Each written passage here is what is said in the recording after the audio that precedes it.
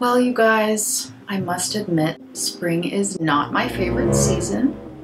My allergies are flaring, the weather is very temperamental and confused. Case in point, it's 27 degrees and snowing today when I'm filming my spring fragrances video. I am back in New York, which means that these are longer days out of the house. Trying to decipher the right kind and amount of layers is very stressful.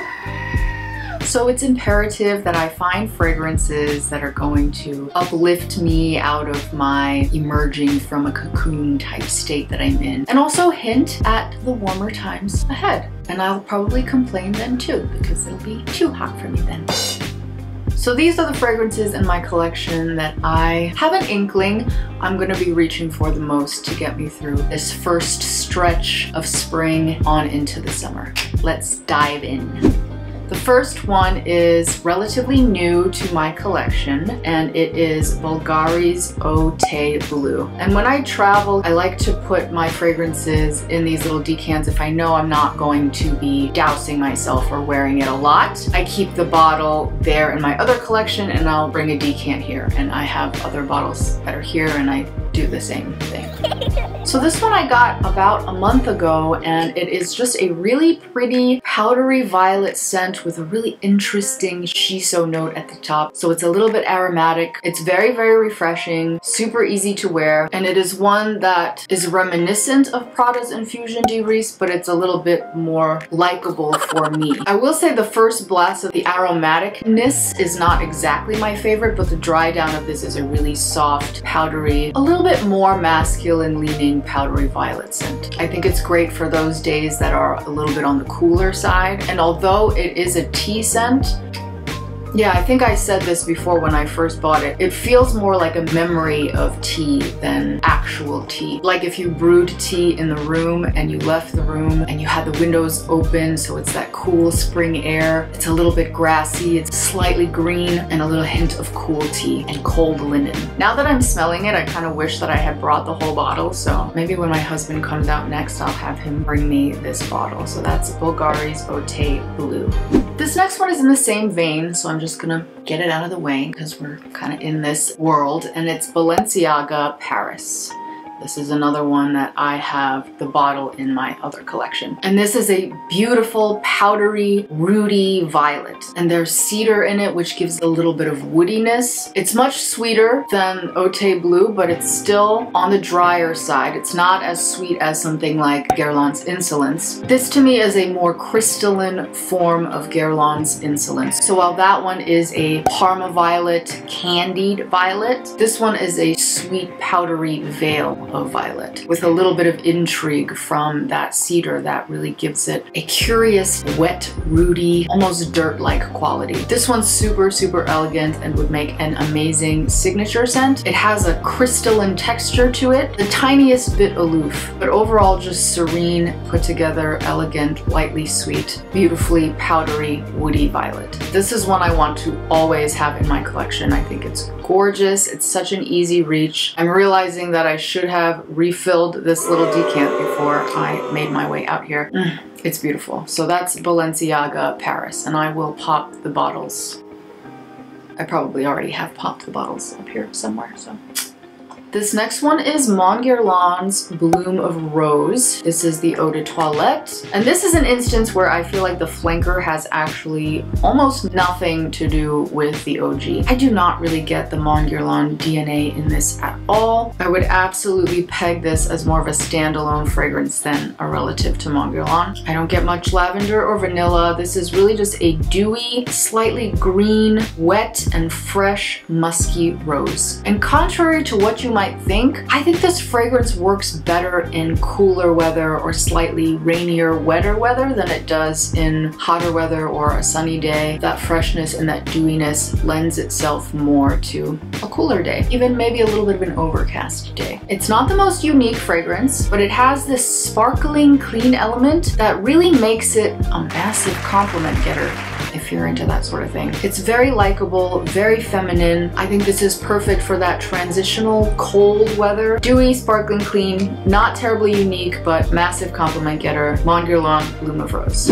Okay, now we're moving into bottles that I actually have here in this collection with me, and this is Zadig and Voltaire, or Zadig and Voltaire, I'm not sure how to say that. This is Love. So this maintains the DNA of the This Is Her OG, of that sandalwoody lactonic vibe, but this has the added notes of ginger and violet, so the theme really is violets. If you don't like This Is Her, I don't know that you would like this because they are quite similar, except this I feel is a little bit sweeter, and that ginger and violet really give it an interesting powderiness. If you found This Is Her a little bit too whipped creamy or chestnutty, if that lactonic vibe went a little too far in the wrong direction, this might be one that you like. A little bit more lighthearted and certainly more flirtatious type of vibe going on. It doesn't smell like fluffy laundry, but it feels like fluffy laundry. A fluffy towel, or getting wrapped up in a fluffy robe, but in a fresh, powdery kind of way. I missed having it in my collection when I was out there,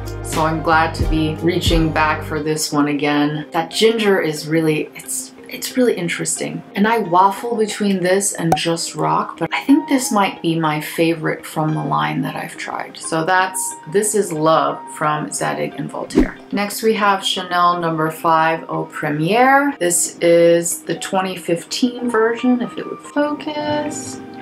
And this is a really beautiful, smooth, more modern interpretation of Chanel No. 5. Very, very easy to wear. It maintains that aldehydic, vanillic, powdery, classic quality, but makes it just a little bit more wearable for a modern sensibility. It has a sparkling citrus, and it dries down to a beautiful, powdery, lightly floral vanilla. I also like Chanel No. 5 Low. It took me a little bit to come around to it because I still find this one a little bit more interesting, so that's why I'm reaching for this more. It harkens back to the classic a little bit more, and it just has a little bit more extra intrigue, a little bit extra oomph. It's beautiful and clean. That ylang ylang is brilliant. The florals are just brilliant, and it's just such an easy put together, instant elegance. It's hard not to feel put together wearing Eau Premiere.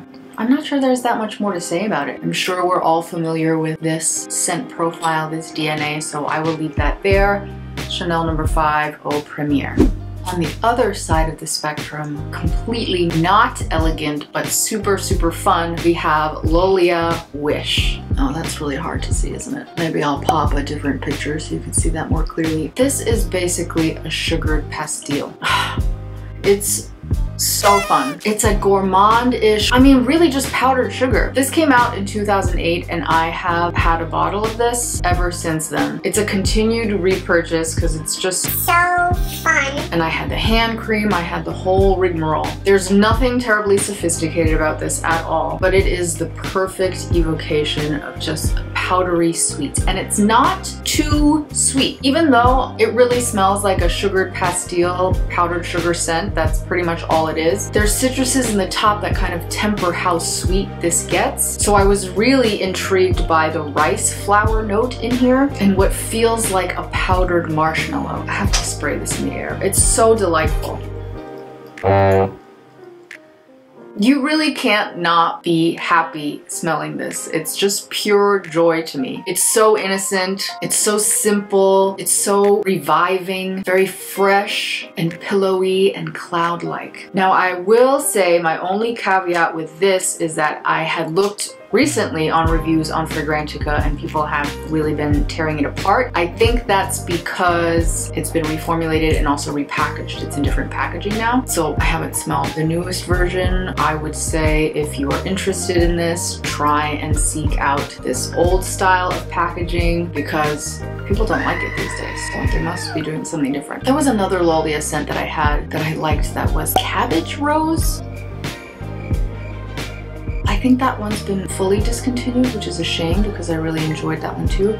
That's not what this video is about. Let's move on. I think this would be great for young adults' first fragrance choice, for something that's, you know, not Ariana Grande Cloud. It's youthful, joyful, sweet, carefree, lighthearted. I really, really do love this one, and I hope I'll be able to continue to find this version of it. So that's Lolia Wish. I love these little bees too. I don't know if you can see that. Yeah, maybe you can.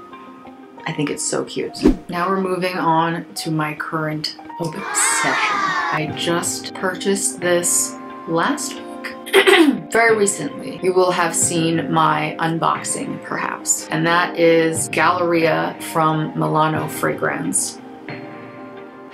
Sorry, I'm kind of losing my voice. My allergies, as I said, are nuts right now. Oof, I have been wearing this so much. It's a beautiful buttery leather iris. It's woody and it's rooty. I mean, here we go. That's the theme, right? Purple flowers and roots. That's what I'm reaching for. But this is just so magnificently done. I'm gonna spray it so I can try to do it justice. Look at that sprayer too. It's such a realistic leather, so it's meant to evoke walking through the Galleria in Milan where all the leather goods are sold, and it really smells like the inside of a leather handbag. That buttery suede, like the soft lining on the inside of a purse, or brand new shoes. It's like sticking your head inside a very high quality leather handbag. But it's also at the same time very powdery. And although the scent profile is absolutely unisex, there's something about it that feels very feminine. Maybe it's because of that slight makeup evocation and what's conjuring up that handbag and shoes vibe for me that feels very sophisticated and elegant and elevated. It's a different kind of boss scent, if you know what I mean. This is not like power forward. This is not like aggressive. This is more of a subdued, relaxed, grounded, introverted version of a boss. The epitome of sophistication. I don't get coffee or the red fruits. I mostly only get the leather, the orris root, and the carrot seed that are giving it that elegant dirt feel. This has been my favorite purchase of the year so far, which of course is not really saying much because we're not even in April yet. But yeah, that's my current obsession. Love the magnetic cap. Galleria from Milano Fragranze. Next we have a crazy affordable gem and one of my loves, and that is Oscar de la Renta's Esprit d'Oscar. You will excuse my bottle, it's missing its little necklace here. It fell off, I don't know where it went. This is a beautiful powdery purple floral scent. I'm nothing if not predictable. To me this is a lighter, airier, I want to say more wearable. I find L'Heure Bleue pretty wearable, but this is an even more so wearable version of L'Heure Bleue. This is a little bit sweeter, a little bit less rich, a little more powdery, vanillic, a little more innocent rather than evocative. So where L'Heure Bleue can be seen as melancholic or introverted, I prefer introverted to melancholic because I find L'Heure Bleue actually very uplifting. This is an even more so youthful, brighter, more uplifting version of that. It's very powdery, very musky. There's that heliotrope in there that lends it a little bit of freshness and a slight tinge of indole. There's tonka that makes it very soothing and comforting. This is one that I love to just spray all over my body after a bath, just completely douse myself in it. And it's a lovely one to fall asleep to in this cloud of L'Heure Bleu's little sister. And as I said, it's so affordable. This is a steal of a deal in my opinion. Esprit d'Oscar from Oscar de la Renta. These next two are also somewhat recent acquisitions to my collection, so I'm adding them to this list so I can wear them and get to know them a little bit better. And the first one is Bulgari's Omnia Amethyst.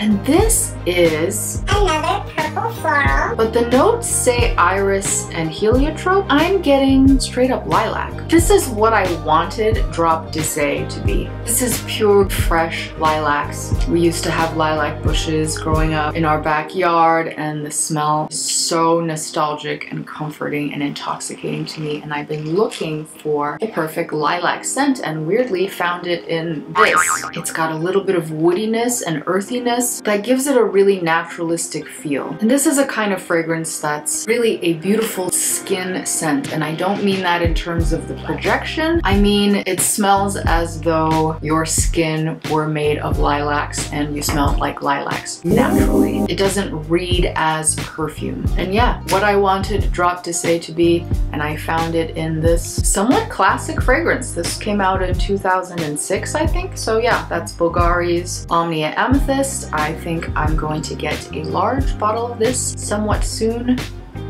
This is becoming a love. Next we have Aura Sensuelle from Mugler. Again, very recent acquisition, but this was an absolute love at first sniff. And I'm gonna spray it now so I can refresh my memory.